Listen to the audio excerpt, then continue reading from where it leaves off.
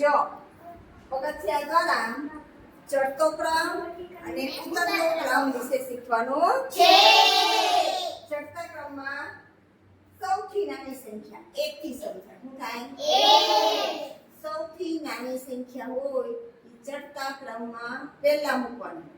ચડતા ક્રમમાં 1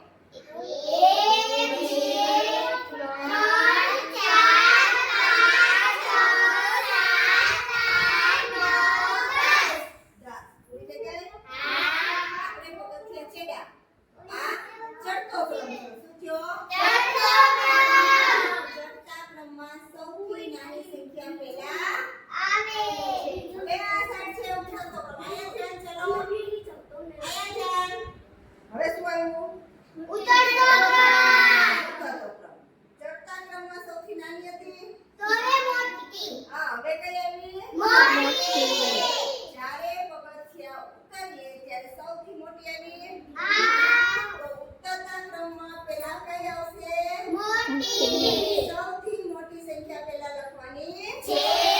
સૌથી મોટી અહીંયા કઈ છે? 10. હવે કઈ આવી? 9 8 7 6 5 4 3 2 1 વેરી ગુડ. ચાલો ચડતો ક્રમ અને ઉતરતો ક્રમ. ચડતા ક્રમમાં પહેલા કઈ આવશે? 1. હા, ચડીએ એટલે આપણે પહેલું પગથિયું ચડવાનું. ચડતા ક્રમમાં પહેલા સૌથી નાની લખવાની કે મોટી? નાની. હા, ચાલો જી શરૂ કરો જી. 1 2 3 4 5 6 7 8 9 10. 10 ચડતો ક્રમ છે થયો. હવે શું આવ્યું? 10. હા, હવે ઉતરતો ક્રમ કયો આવ્યો? ઉતરતો ક્રમ. ઉતરતા ક્રમમાં કઈ સંખ્યા પહેલા આવશે? મોટી. સૌથી મોટી છે વો એ પહેલા લખવાની. ચાલો હવે ઉતરતો ક્રમ ઉતરો છે. 10 9 8 7 6 5 4 3 2 1. Very good.